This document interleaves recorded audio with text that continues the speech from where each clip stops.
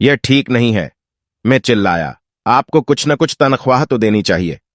तुमने कहा था कि तुम सीखना चाहते हो। अगर तुम इस बात को अभी नहीं सीख पाओगे तो तुम भी उन्हीं दो महिलाओं और बूढ़े आदमी की तरह बन जाओगे जो मेरे लिविंग रूम में बैठे थे।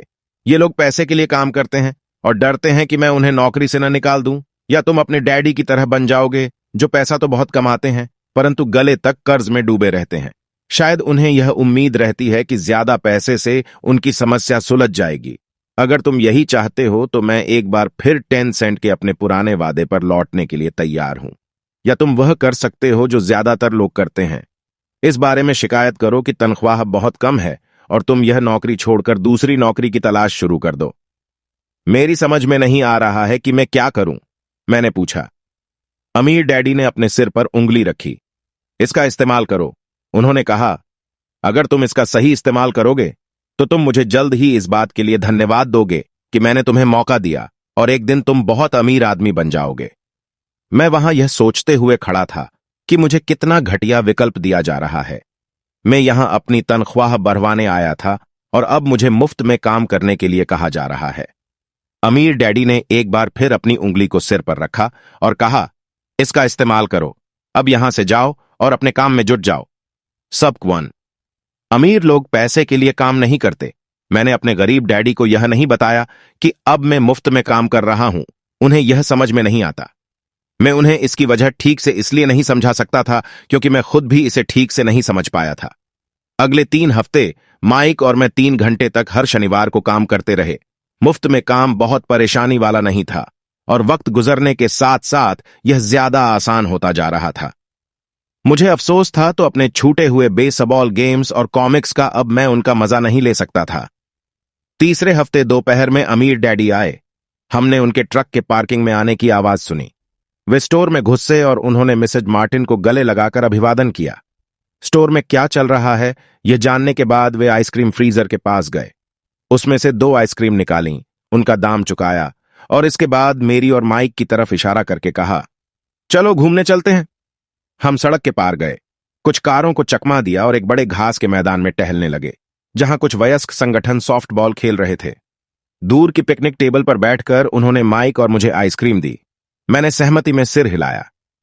कैसा चल रहा है? बढ़िया, माइक ने कहा। कुछ और सीखा? अमीर डैडी ने पूछा। माइक और मैंने एक दूसरे की तरफ देखा, अपने कंधे उचकाए और अपने सिर को ना में एक साथ हिलाया। जिंदगी के सबसे बड़े जाल से बचना अच्छा यह होगा कि तुम बचपन से ही यह सोचना शुरू कर दो। तुम अब जिंदगी के सबसे बड़े सबक को देख रहे हो। अगर तुम इस सब को सीख लेते हो तो तुम बहुत ज्यादा आजादी और सुरक्षा भरी जिंदगी का सुख ले सकते हो। अगर तुम यह सबक नहीं सीख पाते हो तो तुम भी मिसेज मार्टिन और इस पार्क में खेल रहे ज्यादातर लोगों की तरह ही बन जाओगे। ये बहुत ज्यादा मेहनत करते हैं परंतु उसके बदले में उन्हें बहुत कम पैसे मिलते हैं। वे नौकरी की सुरक्षा के मोह में फंसे रहते हैं। हर साल मिलने वाली 3 हफ्ते की छुट्टियों और 45 साल तक काम करते रहने के बाद मिलने वाली थोड़ी सी पेंशन का सपना देखते रहते हैं। अगर इस तरह की जिंदगी जीने में तुम्हें सुख मिलता है तो मैं तुम्हारी तनख्वाह बढ़ाकर 25 सेंट प्रति घंटा कर सकता हूं। परंतु ये लोग अच्छे लोग हैं और मेहनती भी हैं, फिर आप उनका मजाक क्यों उड़ा रहे हैं? मैंने पूछा। अमीर डैडी के चेहरे पर मुस्कान आ गई। मिसेज मार्टिन मेरे लिए मां जैसी है। मैं इतना कठोर नहीं हो सकता कि उनका मजाक उड़ाऊं। यह कठोर लगता जरूर है क्योंकि मैं तुम दोनों के सामने स्थिति स्पष्ट करना चाहता हूं और वह भी आसान शब्दों में। मैं तुम्हारे नजरिए को बड़ा करना चाहता हूं ताकि तुम कुछ आगे भी देख सको, दूर तक देख सको। ज्यादातर लोगों को आगे देखने का फायदा कई बार सिर्फ इसलिए नहीं मिल पाता क्योंकि उनके देखने का दायरा बहुत छोटा होता है। ज्यादातर लोग जिस जाल में फंसे हुए हैं वे उसे देख ही नहीं पाते। माइक और मैं वहां पर सोचते हुए बैठे रहे क्योंकि हम उनकी बातों का मतलब पूरी तरह से नहीं समझ सके थे। उनकी बातें सुनने में कठोर और कड़वी लग रही थीं, परंतु हम यह भी जानते थे कि वे हमें कुछ सिखाने की काफी कोशिश कर रहे थे। मुस्कुराहट के साथ अमीर डैडी ने कहा, क्या 25 सेंट प्रति घंटे का ऑफर अच्छा नहीं लगा? क्या इससे दिल की धड़कन तेज नहीं हुई?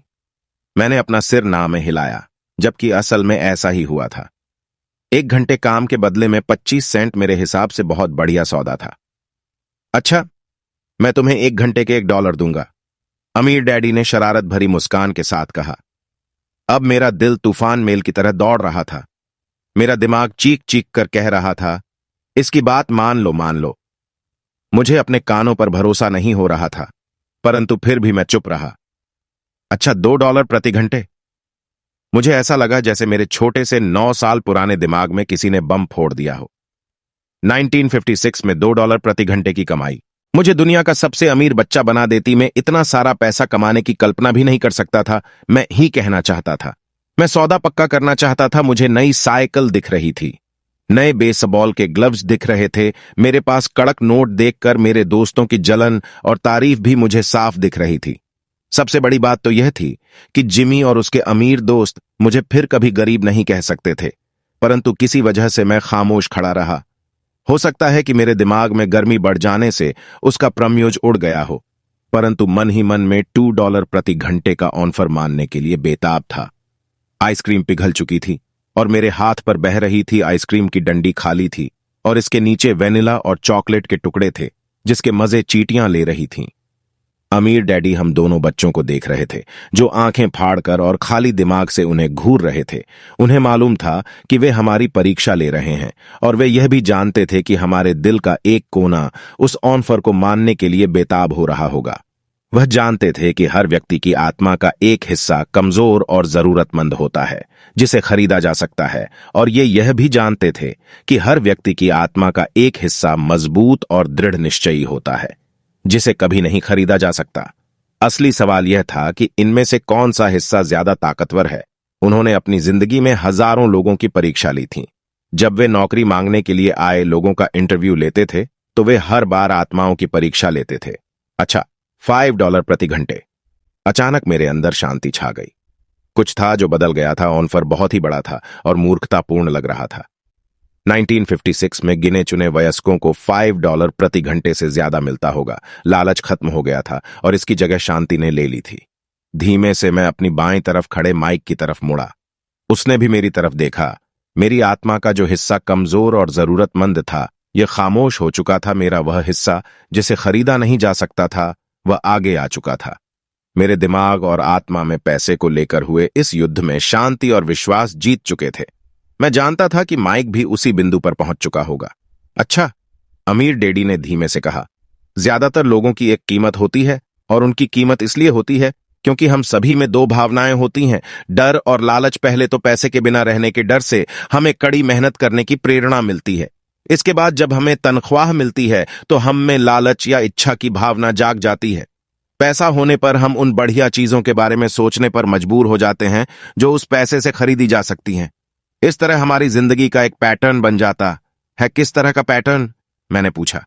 सुबह जागने, काम पर जाने, खर्च करने, सुबह जागने, काम पर जाने, खर्च करने, सुबह जागने, काम पर जाने, खर्च करने। लोगों की जिंदगी हमेशा डर और लालच, इन्हीं दो भावनाओं से चलती है। उन्हें अगर ज्यादा पैसा दे भी दें तो वे इसी पैटर्न पर चलकर अपना खर्च बढ़ा लेंगे। इसी पैटर्न को मैं चूहा दौड़ कहता हूं। क्या कोई दूसरा रास्ता भी है? माइक ने पूछा। हां, अमीर डैडी ने धीमे से कहा, परंतु इसे बहुत कम लोग खोज पाते हैं। और वह रास्ता क्या है? माइक ने पूछा। उसी रास्ते को तुम लोग काम करते हुए और मेरे साथ सीखते हुए खोज लोगे। मैं यही उम्मीद करता हूं। इसी कारण मैंने तुम्हें पैसे देना बंद कर दिया है। काम करते करते थक चुके हैं, खासकर तब जब इस बारे में कोई संकेत तो दीजिए। माइक ने कहा, हम लोग मेहनत से इसके बदले में हमें कुछ नहीं मिल रहा है। पहला कदम तो यह कि तुम लोग सच बोलो। अमीर डैडी ने कहा। हम लोग झूठ नहीं बोल रहे हैं, मैंने कहा। मैंने कब कहा कि तुम लोग झूठ बोल रहे हो? मैं तो यह कह रहा हूं कि सच्ची बात कह देनी चाहिए। अमीर डैडी ने जवाब दिया। किस बारे में? मैंने पूछा। इस बारे में कि तुम लोगों को कैसा लग रहा है। अमीर डैडी ने कहा, तुम्हें यह किसी और से कहने की जरूरत नहीं है, सिर्फ अपने आप से सच बोलो। एस्टेरिस्क आपके कहने का मतलब यह है कि इस पार्क में मौजूद लोग, आपके लिए काम करने वाले लोग, मिसेस मार्टिन, ये सब लोग ऐसा नहीं करते। मुझे ऐसा ही लगता है, अमीर डैडी ने कहा। इसके बजाय उन्हें हमेशा पैसा नहीं होने का डर सताता रहता है। उस डर का सामना करने के बजाय, सोचने के बजाय, ये लोग सिर्फ प्रतिक्रिया करते रहते हैं। इस दौरान वे दिल से काम लेते हैं, दिमाग से नहीं। अमीर डैडी ने अपने सिर पर उंगली ठोकते हुए कहा।